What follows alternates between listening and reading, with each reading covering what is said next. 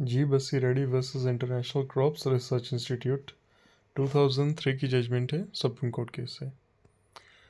अब इसमें फैक्ट्स क्या हैं?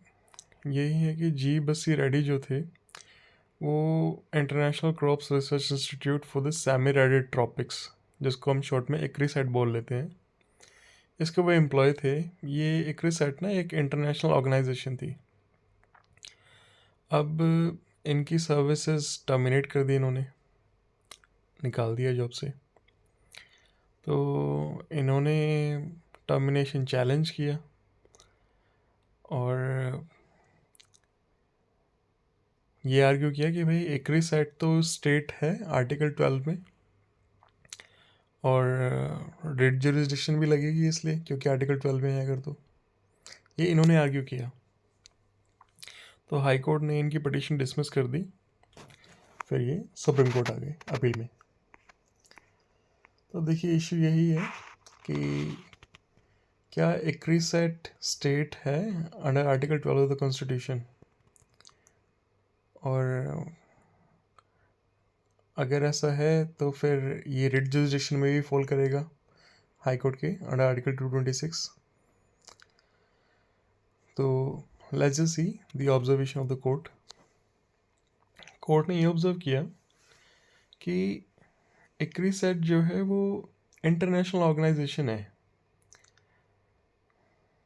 जो काम उसमें होता है that is of agriculture research, और फंडिंग जो उसमें आ रही है वो मल्टीपल इंटरनेशनल सोर्सेज से आ रही है, मतलब कई कंट्रीज से आ रही है, सिर्फ इंडिया से नहीं आ रही है। इंडिया से भी आ तो रही है, इंडिया क्योंकि फंडिंग मेंबर है, बट मेजरली इंडिया से नहीं आ रही, या फिर सिर्फ इंडिया से नहीं आ रही, क्योंकि इंटरनेशनल ऑर्गेनाइजेशन है, सभी से आ रही है। तो पूरा कंट्रोल गवर्नमेंट का तो है नहीं।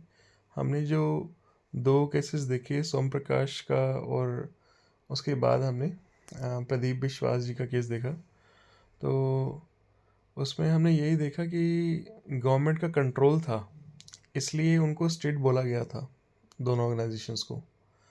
अब इसमें क्योंकि इंटरनेशनल ऑर्गेनाइजेशन है और फंडिंग मेंबर्स भी कई हैं, इसके कंट्रोल भी कई कंट्रीज़ का है, सिर्फ एक कंट्री का नहीं है, तो इसलिए इन्होंने इक्रीसैट को स्टेट नहीं माना। क्योंकि इक्रीसैट ना तो कोई पब्लिक ड्यूटी परफॉर्म करता है, ना कोई सॉवरन फंक्शन में किसी तरीके से गवर्नमेंट से कनेक्टेड है, रिलेटेड है। इसलिए ये ना तो इंस्ट्रूमेंटालिटी ऑफ द स्टेट है, ना ही हम इसको स्टेट बोलेंगे। तो डिसीजन यही है कि ICRISAT has not been termed as state under article 12, और इसके एक्शंस रिट पिटीशन के थ्रू चैलेंज नहीं हो सकते अंडर आर्टिकल 226 और article 32 of the supreme court, sorry, article 226 and article 32 of the constitution.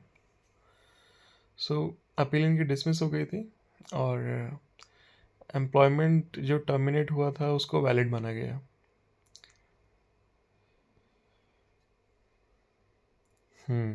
और कोर्ट ने रीअफर्म किया इस प्रिंसिपल को कि जो ऑर्गेनाइजेशंस ना तो फाइनेंशियली कंट्रोल हो रही हैं, ना उनके फंक्शंस कंट्रोल हो रहे हैं गवर्नमेंट से, वो रेड जुरिस्डिक्शन में फॉल नहीं करेंगे